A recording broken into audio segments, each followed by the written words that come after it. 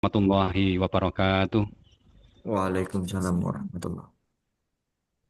Alhamdulillah, alhamdulillahilladzi qad a'tana nikmatan katsiratan wa hidayatan wa sihhatan. Asyhadu an la ilaha illallah al-khaliqu haqqul mubin wa asyhadu anna Muhammadan abduhu wa rasuluh as-sadiqu wa adil amin. Allahumma shalli wa sallim wa barik ala nabiyyina Muhammadin wa ala alihi wa ashabihi ajmain. Wa qala Allah ta'ala fil Qur'anil Aziz, a'udzu billahi minasyaitonir rajim.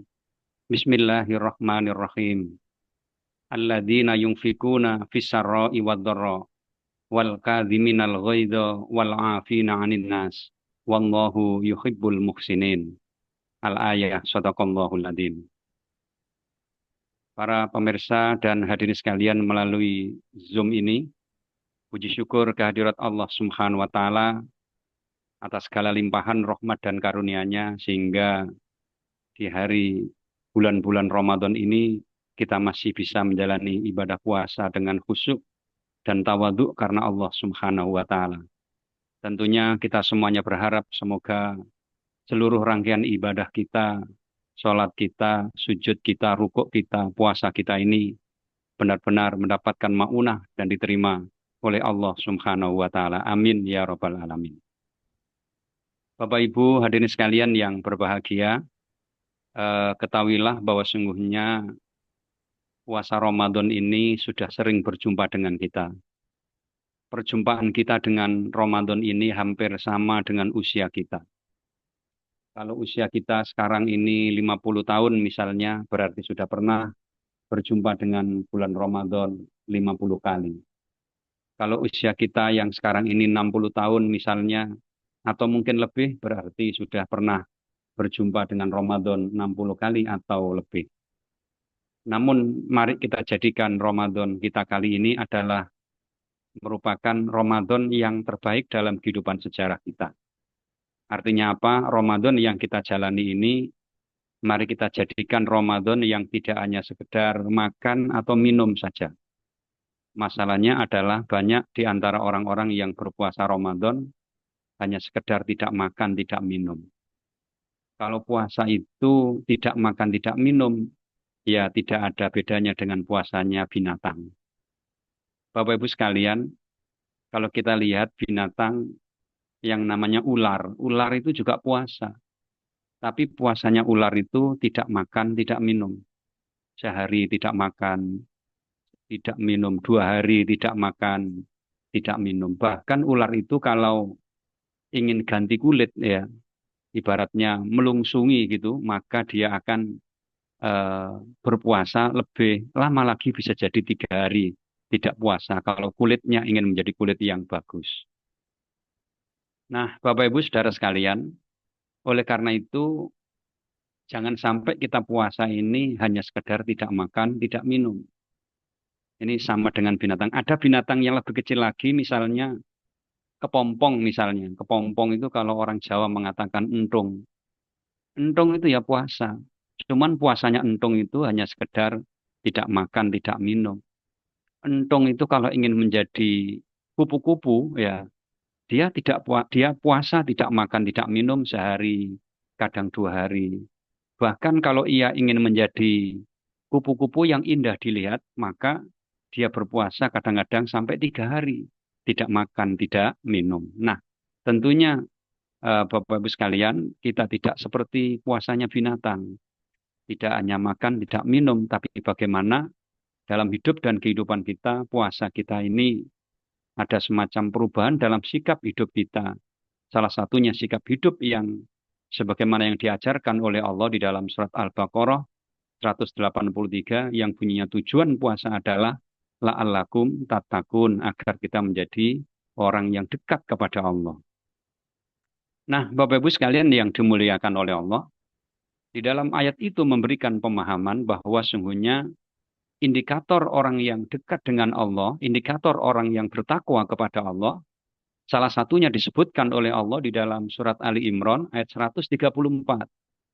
Di dalam ayat ini Allah ingatkan kepada kita, cirinya orang yang puasanya sukses itu adalah alladzina yunfikuna fisarra'i wad-dharra al-ayat. Yaitu orang yang suka bersedekah baik di waktu lapang mau di waktu sempit ya. Baik pada saat dia kaya maupun pada saat dia miskin. Rasulullah dan Aisyah pernah bersedekah banyak, kurma sak keranjang pernah ketika dia dalam keadaan lapang.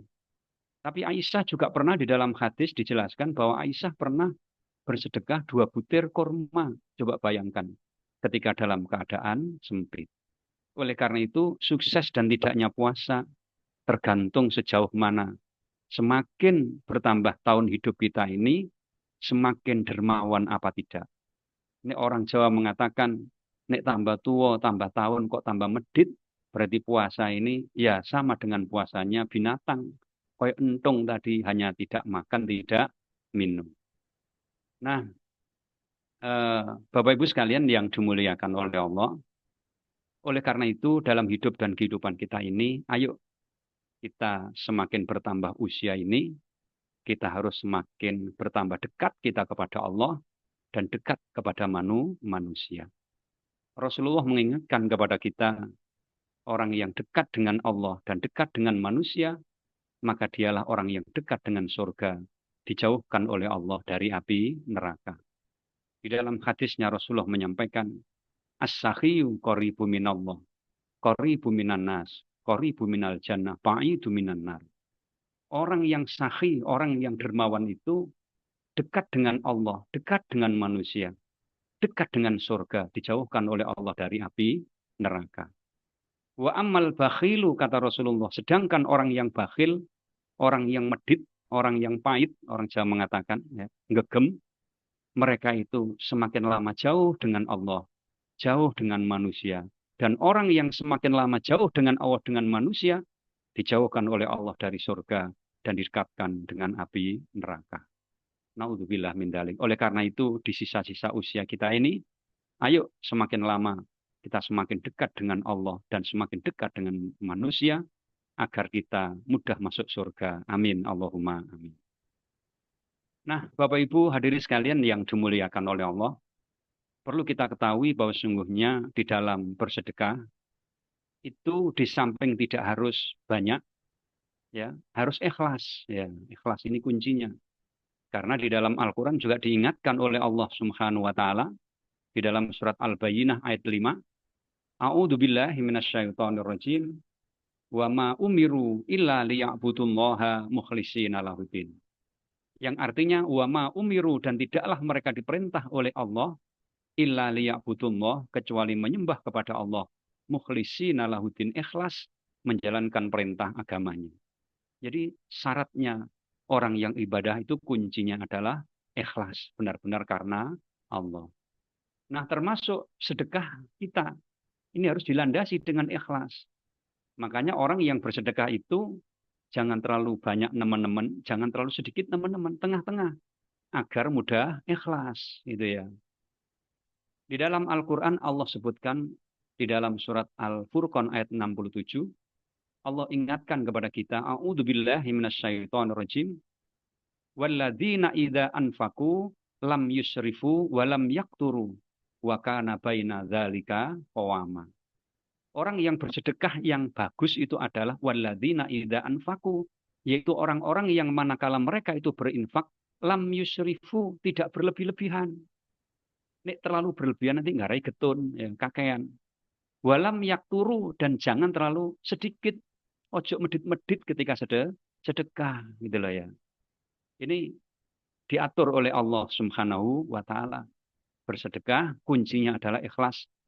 Kakean yo gak oleh, kesedihan yo gak apik, gitu loh. Nah, ini dalam konsep ayat ini, misalnya kita tarik dalam sebuah contoh, misalnya kita mau bersedekah nih misalnya, ya, di masjid, berangkat ke masjid, kita bawa dompet. Kalau dompet kita itu isinya, dompetnya 100.000 cuman 1 lembar, 50 ribuannya 3 lembar, 20 ribunya 5 lembar, yang 5 ribunya 10 lembar. Maka kira-kira yang mana yang harus kita sedekahkan? Nek sing 100.000 jangan ya. Kebanyakan karena apa? Uangnya yang 100 cuman satu lembar. Nanti dikhawatirkan getun. Waduh, cinta lebon 100.000 rek. Ngerti yang ngono mang kaget tuku buka, kaget tuku sahur lumayan 100.000. Jangan. Kalau yang diambil 50.000, nah ini persoalannya ketika ngambil di dalam dompet itu, di dalam hati ini plong apa tidak? Nek nggone ati ki ono ngrenjele, ono keraguannya, mending jangan kembalikan lagi. Nah, tapi kalau yang diambil 5.000 ya jangan kesidian. Karena 5.000 itu adalah uang sakunya anak-anak gitu ya. Jadi sebaiknya jangan yang 5.000, yang minimal ya 20.000 lah ya, itu dibawa ke masjid ya agar kita bisa bersedekah. Nah, ini kita lakukan secara kontinu ya, secara konsisten agar kita nanti mendapatkan pertolongan, mendapatkan syafaat dari Allah Subhanahu wa taala. Nah, saudara sekalian yang dimuliakan oleh Allah, Bapak Ibu sekalian, dimanapun Anda berada di Zoom meeting ini, ketahuilah bahwa sesuai dengan tema pada hari ini adalah THR lancar, sedekah juga lancar, gitu ya. Memang dua hal ini yang memang tepat sekali membuat tema ini. Kalau berbicara THR, ya memang sehari-hari saya ini ya bekerja di Dinas Tenaga Kerja yang setiap hari mengurusi hal-hal yang sifatnya apakah THR atau BHR, ya ini ada bedanya. Kalau THR itu diberikan kepada orang-orang yang bekerja di lembaga atau perusahaan. Kalau BHR itu bonus hari raya itu diberikan kepada mereka yang bekerja di lembaga yang tidak terikat seperti apa namanya Gojek online dan lain sebagainya, itu namanya BHR. Ya ada jadi perbedaannya. Nah, kalau berbicara tentang sedekah zakat memang saya agak pas ya, karena saya sehari-hari juga di Muhammadiyah sebagai Wakil Ketua Lazismu Pimpinan Daerah Muhammadiyah Sidoarjo. Dari dua hal yang tepat, yang berbicara terkait dengan THR, yang kedua berbicara tentang zakat, infak, dan sodako. Nah, Bapak Ibu hadirin sekalian yang berbahagia, kalau kita berbicara tentang THR itu dijelaskan di dalam Permen ya nomor 1, ya, Permen nomor 6 tahun 2016, pasal 1 dijelaskan bahwa yang disebut dengan apa istilahnya THR itu adalah pendapatan non upah, jadi pendapatan non gaji atau non upah. Mohon maaf kalau di perusahaan itu istilahnya bukan gaji ya, tapi istilahnya upah ya.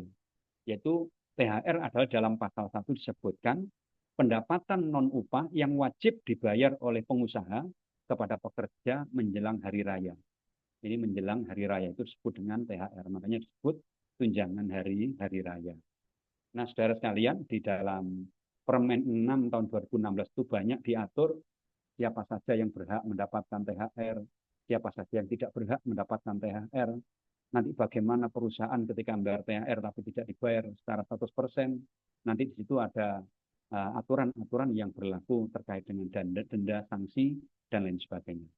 Namun saya kira tidak terlalu banyak di situ, yang penting pasal 1 tadi itu pengertian THR. Jadi istilahnya ada istilah THR, ada istilah BHR. Nah, persoalannya Bapak Ibu sekalian, yang kedua adalah sodako. Ya. Ini tadi disebutkan di dalam judulnya THR lancar, sedekah lancar. Nah ini ya bisa jadi seperti itu ya. Sebagai umat Islam ini tentunya ketika kita mendapatkan penghasilan ya tertentu, maka kita harus mengeluarkan sebagian penghasilan itu sesuai dengan ketentuan syariat ajaran agama Islam ya itu ya. Nah, di dalam Al-Qur'an Allah ingatkan kepada kita secara umum, a'udzubillahi minasyaitonirrajim ya. Bismillahirrahmanirrahim. Khudz min amwalihim shadaqatan tutahhiruhum wa tuzakkihim biha. Ambillah sebagian dari harta mereka ya untuk diberikan kepada orang-orang yang berhak menerima. Khudz min amwalihim shadaqatan. Ambillah sebagian harta mereka sebagai zakat. Sebagian harta, sebagian kecil, 2,5% saja dari harta itu. Apa tujuannya? Tutahhiruhum wa tuzakkihim biha, agar mensucikan harta mereka dan mensucikan, membersihkan hati mereka. Wa sholli alaihim, dan berdoa kepada mereka. Jadi tugas sebagai pengumpul zakat itu harus mendoakan mereka agar mereka didoakan ketika menyerahkan zakat. Ya. Washolli alaihim inna sholataka sakanun lahum. Sesungguhnya doa kalian bisa menenteramkan diri mereka. Nah, hadirin sekalian yang dimuliakan oleh Allah, tentunya dua hal ini yang berbeda. Yang pertama THR lancar, yang kedua sedekah juga lancar. Dalam konsep agama, di dalam agama atau syariat Islam itu juga diatur ya di dalam Undang-Undang nomor 23 tahun 2011. Ya, ini saya kebetulan di Lazismu juga ya memahami tentang regulasi itu. Jadi ada undang-undang terkait dengan zakat, yaitu Undang-Undang 23 tahun 2011 tentang pengelolaan zakat. Memang di dalam rukun Islam, di antara 5 rukun Islam ini, yang diatur oleh undang-undang, yang diatur oleh negara itu 2 jenis rukun Islam. Yang pertama adalah rukun Islam yang namanya haji, ada undang-undang tentang penyelenggaraan ibadah haji. Yang kedua adalah undang-undang tentang pengelolaan zakat. Sementara rukun Islam yang 3 tidak ada, misalnya undang-undang tentang syahadat tidak ada, undang-undang tentang sholat juga tidak ada, undang-undang tentang puasa juga tidak ada. Yang ada adalah undang-undang tentang pengelolaan zakat dan undang-undang tentang pelaksanaan ibadah haji dan umroh. Nah, hadirin sekalian yang dimuliakan oleh Allah, di dalam Undang-Undang 23 2011 ya, dijelaskan bahwa sungguhnya pengertian zakat, ada pengertian infak, ada pengertian sedekah di dalam undang-undang. Di dalam pasal 1 dan pasal 2 di undang-undang. Mungkin nanti bisa di-searching atau dilihat, di-download juga. Di dalam pasal 1 disebutkan bahwa sungguhnya pengertian zakat itu adalah harta yang wajib dikeluarkan oleh seseorang muslim atau lembaga yang dimiliki oleh orang muslim yang diberikan kepada orang yang berhak menerima sesuai dengan ketentuan syarat. Ini pengertian zakat. Ya. Jadi ada 3 istilah di dalam undang-undang itu. Ada istilah zakat, ada istilah infak, ada istilah sedekah. Nah, ini sekalian yang dimuliakan oleh Allah, di dalam hal ini pengertian zakat wajib hukumnya ya kepada orang yang diberikan oleh Allah kenikmatan, diberikan rizki, yang rizkinya itu memenuhi syarat, memenuhi ketentuan syariat atau batas-batas nisab tertentu, maka dia ini wajib mengeluarkan zakat. Atau lembaga yang dimiliki oleh orang muslim. Jadi terkadang orang muslim itu ada yang bekerja, dengan pekerjaannya itu dia mendapatkan upah atau mendapatkan ujroh. Manakala ujrohnya itu melebihi nisab, maka dia wajib mengeluarkan zakatnya.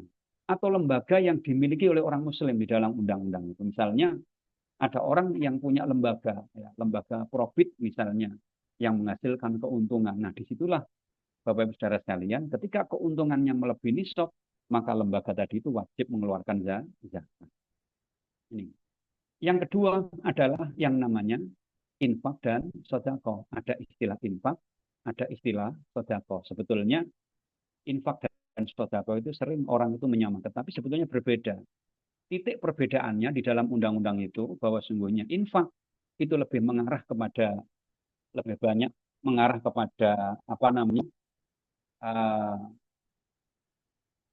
lebih banyak mengarah kepada ini harta ya. Jadi harta itu yang lebih banyak diberikan kepada harta ini yang tentunya kepada masyarakat Islam.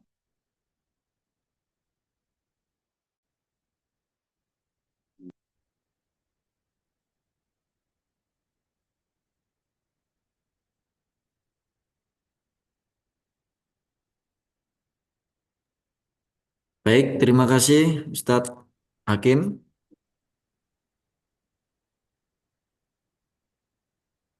Ya, sebentar.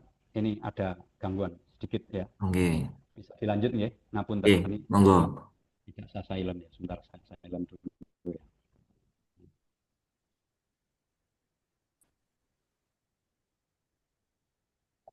Nah, kembali kepada persoalan, ada istilah zakat tadi itu ada infak, ada sodakoh. Nah, perbedaan antara infak dan sodakoh, kalau infak itu lebih mengarah kepada apa namanya harta, ya. Sementara sodakoh ini lebih mengarah kepada non harta. Jadi non harta. Jadi di dalam konsep agama disebutkan misalnya ada hadis Nabi fatabas sama sodakotun. Anda senyum pun sodakoh, gitu kan ya. Itu kalau sodakoh. Ada lagi dijelaskan hadis Nabi walikulli khotwatin sodakotun. Dan di dalam setiap gerak langkah kita ini menuju kebaikan itu ada nilai sodakohnya. Ini di dalam konsep agama seperti itu. Nah, oleh karena itu, hadirin sekalian yang dimuliakan oleh Allah, dimanapun Anda berada, bahwa pengertian zakat, infak, dan sodakoh sebetulnya berbeda. Lebih-lebih antara infak dan sodakoh. Kalau infak lebih mengarah kepada materi, kalau sodakoh lebih banyak mengarah kepada imateri. Ya, itu ya. Lebih banyak mengarah kepada imateri. Nah, oleh karena itu harapannya ke depan, pemahaman ini harus sama. Ya. Orang memahami bahwa kalau zakat itu hukumnya wajib, sementara orang yang memahami bahwa sedekah atau sodako itu hukumnya sunnah. Monggo silahkan bisa dimaafkan seperti itu. Atau bisa diketahui seperti itu. Tapi dalam kajian-kajian tertentu kadang-kadang di dalam Al-Quran itu menyebut kata zakat itu dengan istilah-istilah kadang sodako, kadang infak, kadang al-afwa, ya, al-haq, dan lain sebagainya. Oke lah, pemahaman yang pertama bahwa infak itu harta yang sifatnya wajib dikeluarkan, ya, harta di luar zakat yang wajib dikeluarkan kepada umat Islam, ya, untuk kepentingan maslahah. Yang ini kepentingannya adalah maslahah. Sementara uh, sodakoh itu adalah harta yang dikeluarkan oleh umat Islam untuk kepentingan maslahah. Harta atau non harta. Jadi kalau infak itu adalah harta, sementara kalau sodakoh itu adalah non harta. Jadi itu titik perbedaannya. Nah, kembali kepada persoalan bagaimana tema kali ini adalah THR lancar, sedekah lancar. Harapannya adalah ketika mendapatkan THR, sebaiknya ya jangan dilupakanlah sedekahnya. Memang kita melihat ya apakah sedekah itu wajib apa tidak. Ya. Ini bisa dilihat di dalam pendapatan daripada THR itu. Manakala THR itu pendapatannya melebihi nisab, ya, maka dia wajib mengeluarkan zakatnya. Tapi manakala THR-nya tadi itu kurang dari nisab, maka dia tidak wajib zakat, tapi dianjurkan sedekah. Nah, saudara sekalian, gampangannya seperti ini kalau menghitung gitu ya. Di dalam konsep Islam, Allah ajarkan kepada kita,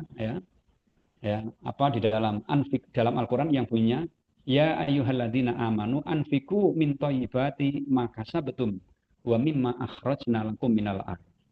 Ya ayyuhalladzina amanu, hai orang-orang yang beriman, anfiku, berinfaklah kalian atau berzakatlah kalian. Min thayyibati ma kasabtum, dari hasil usaha yang baik-baik di antara kalian. Jadi hasil usaha yang baik wajib diberikan zakatnya atau sedekahnya, tapi hasil usaha yang tidak baik, hasil korupsi, manipulasi, dan lain sebagainya, ini tidak boleh dibayar zakat, tapi harus diberikan kepada orang yang berhak menerimanya. Nah, dari sini saudara sekalian bisa diketahui, contoh misalnya, di dalam konsep agama, orang yang wajib bayar zakat itu adalah orang yang penghasilannya di atas nisab. Nah, nisab emas itu 85 gram minimal.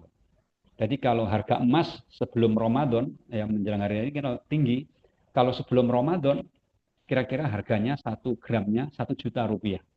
Ini sebelum Ramadan. Kalau sekarang 2 juta, tinggal mengalihkan saja. Anggaplah sebelum Ramadan ini harganya emas 1 juta rupiah. Kalau nisabnya emas 85 gram, maka 85 gram kali 1 juta, berarti sekitar 85 juta.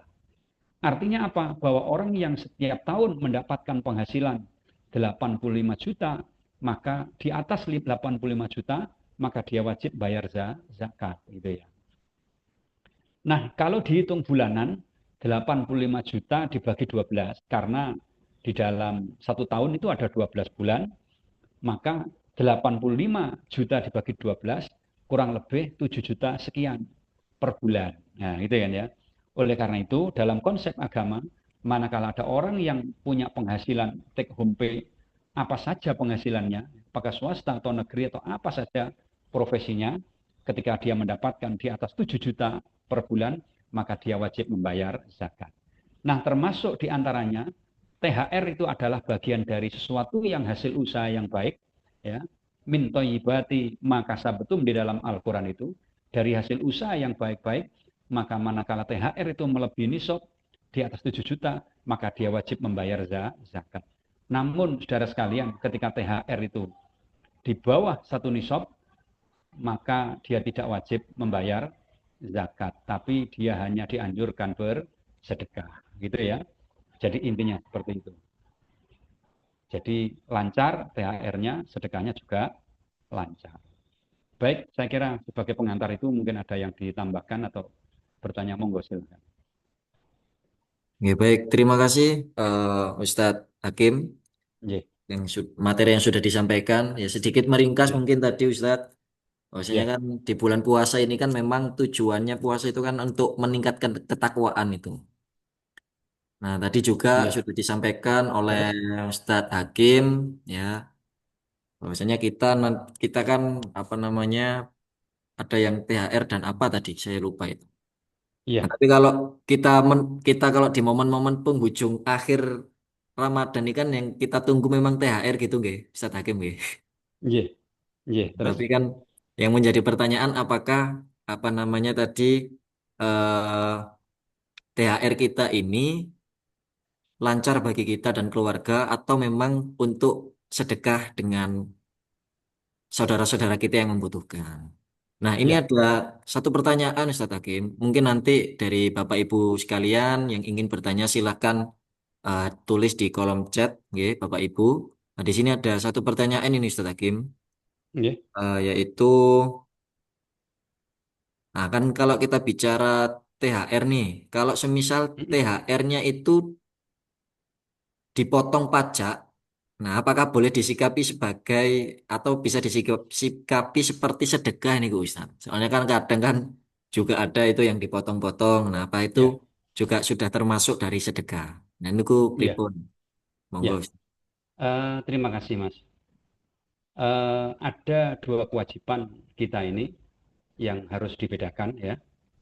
Yang pertama adalah kewajiban kita sebagai umat Islam dengan membayar zakat yang manakala dia sudah di atas nisab gitu kan ya. Dan ada kewajiban juga kita sebagai warga negara yang baik, yang taat, harus kita bayar pajak. Nah, oleh karena itu dua hal ini tidak bisa disamakan ya. Dua kewajiban, satu sebagai umat Islam yang wajib membayar zakat dan satu sebagai warga negara Indonesia yang taat membayar pajak. Jadi tidak bisa disamakan antara apa namanya orang yang sudah membayar zakat atau sebaliknya orang sudah membayar pajak tidak membayar zakat. Tetap wajib membayar zakat juga wajib membayar pajak.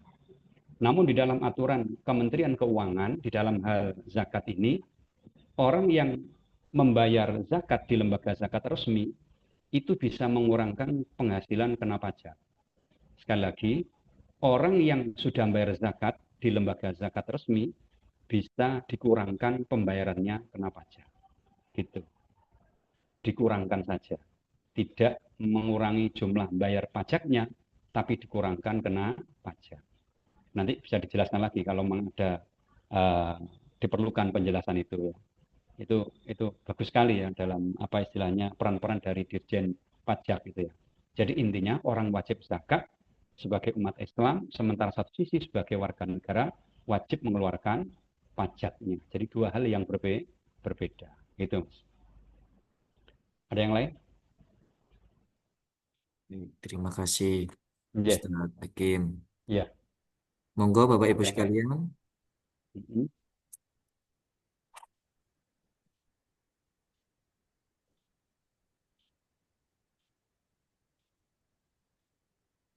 Uh, Mas Bana ya. Nggih, Kalau memang belum ada, masih ada waktu Mas kira-kira? masih ada waktu sampai Ya. jam 1.15. Oh ya, saya tambahkan sedikit ya. Nggih. Nah, tadi terkait dengan perhitungan apa namanya orang yang berzakat ini sekalian ya bisa mengurangkan pajak itu sebetulnya yang pertama syaratnya harus membayarnya di lembaga zakat yang resmi ya yang ditunjuk oleh pemerintah ada Lazismu, ada LMI, ada Lazisnu dan lain sebagainya itu kalau memang diterbitkan dari itu kuitansinya itu bisa dikurangkan pembayaran kena pajak. Contoh misalnya begini, ada orang yang membayar zakat di lembaga resmi Lazismu misalnya di lingkungan Muhammadiyah ya. Dia membayar zakat sebanyak 5 juta misalnya ya, 5 juta. Sementara dia melaporkan pajaknya itu adalah 100 juta, Mas ya. 100 juta.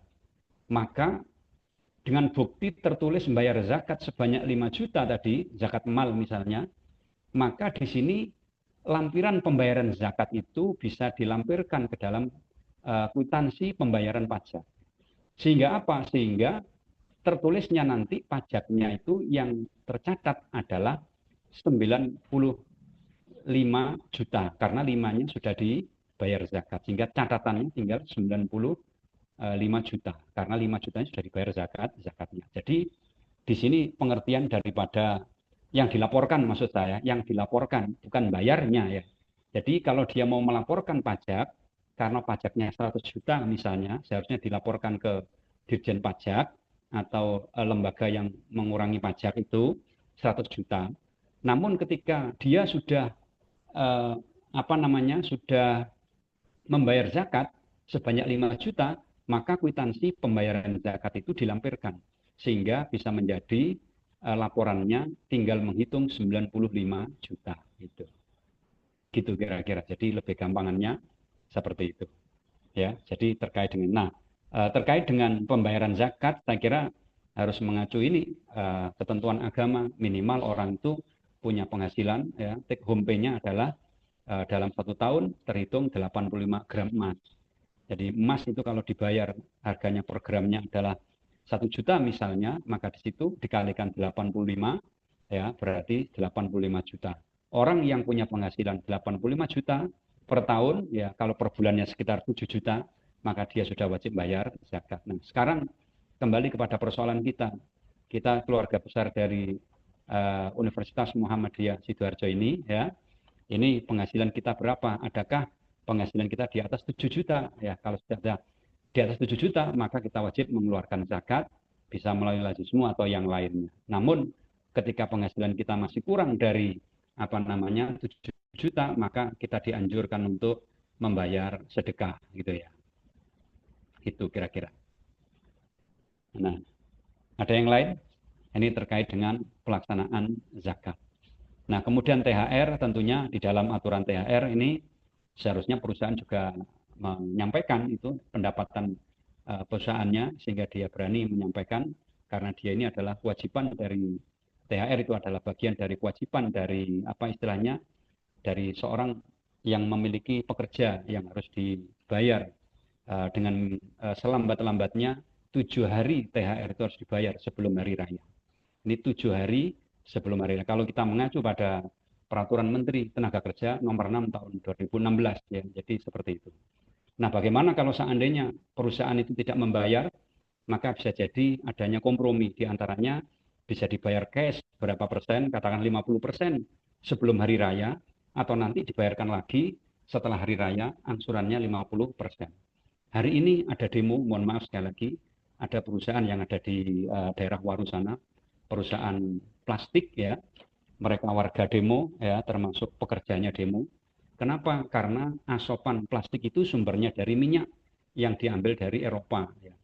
Ini sekarang Timur Tengah lagi bergejolak sehingga pengiriman minyak ini ya, pemilihan bahan baku ini menjadi berkurang sehingga sudah beberapa hari para pekerja yang ada di perusahaan di daerah Waru itu mulai apa istilahnya diberhentikan dulu dengan menggunakan apa cara yaitu PHK ya naudzubillah min dzalik. Bapak Ibu sekalian, bersyukurlah kita sebagai keluarga besar Umsida ya, dikala menjelang hari raya seperti ini kita mendapatkan THR. Apakah sudah cair apa belum? Saya juga tidak tahu ya, saya juga tidak ngecek rekeningnya. Tapi biasanya Bu Puspita ngandani saya kalau memang ada. Kalau memang ada, karena saya bukan dosen tetap, tapi insya Allah tetap dosen ya Pak Solikin ya. Ya, Pak Solikin ini gurunya dosen Pak Solikin, teman saya mondok dulu ya.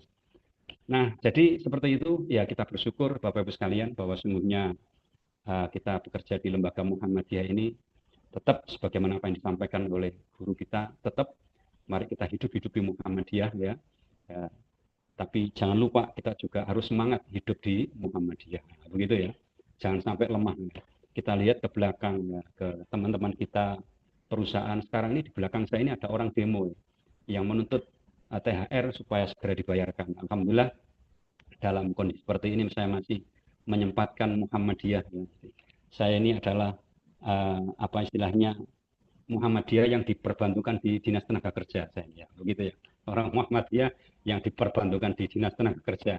Monggo silakan nanti terkait dengan perusahaan dan lain sebagainya teman-teman bisa sharing dengan kami dan banyak tim di sini ada teman-teman apa istilahnya mediator dan lain sebagainya, insya Allah bisa menyelesaikan problem-problem yang terkait dengan persoalan-persoalan perusahaan. Nah, kembali lagi persoalan satu yang harus kita tekankan bahwa agar harta kita ini barokah, ya mari berapapun harta yang kita miliki, kita belajar mengeluarkan zakatnya. Kalau seandainya penghasilan itu masih di bawah nisab, maka sebaiknya kita keluarkan sedekahnya. Mudah-mudahan apa yang kita dapatkan ini, rezeki yang kita terima ini menjadi rezeki yang barokah fid dunia wal akhirah. Amin. Allahumma amin. Saya kira itu Mas Bana, mungkin ada yang disampaikan yang lain. Monggo Baik, silakan. terima kasih Ustadz Ya, Hakim atas ya, penyampaiannya. Mungkin sudah tidak ada pertanyaan lagi. ya, Ini ya, sedikit saya mengulas ya, Ustadz Hakim ya, terkait apa namanya zakat ataupun sedekah dan lain sebagainya.